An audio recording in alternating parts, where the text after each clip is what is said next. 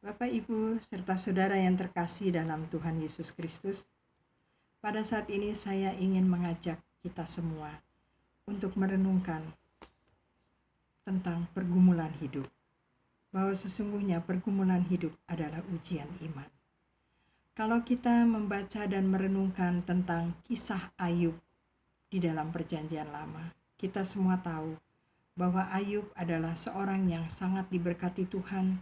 Dia memiliki keluarga yang bahagia, dia memiliki harta kekayaan karena diberkati Tuhan.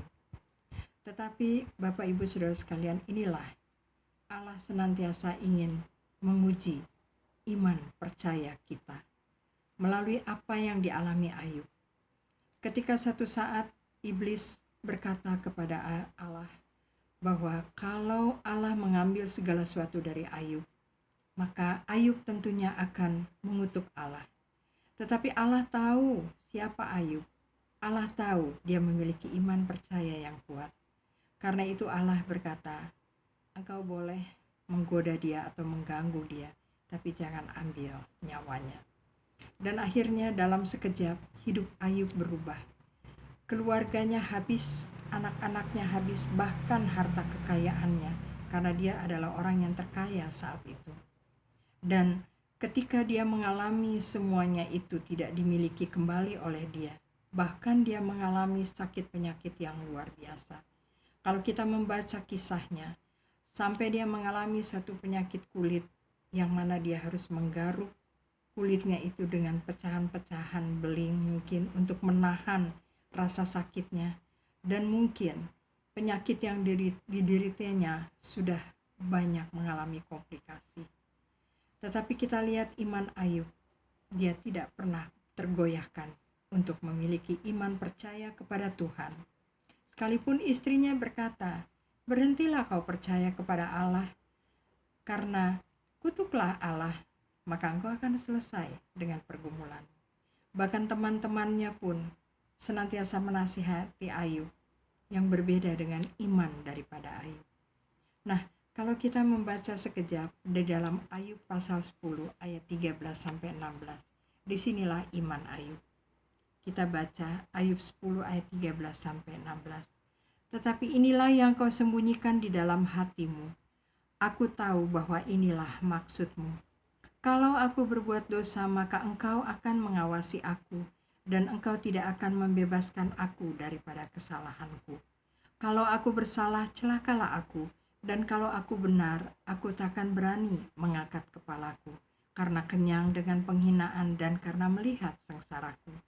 Kalau aku mengangkat kepalaku, maka seperti singa engkau akan memburu aku dan menunjukkan kembali kuasamu yang ajaib kepadaku. Ayub mengerti bahwa apa yang dialaminya adalah seizin dan sekehendak Tuhan. Tuhan punya maksud tertentu dalam hidupnya. Dan dia katakan kalau dia berbuat dosa, maka dia merasakan satu hal yang celaka. Tetapi kalau dia pun merasa dirinya benar, dia tidak berani mengangkat kepala, dalam arti bahwa dia akan membenarkan diri.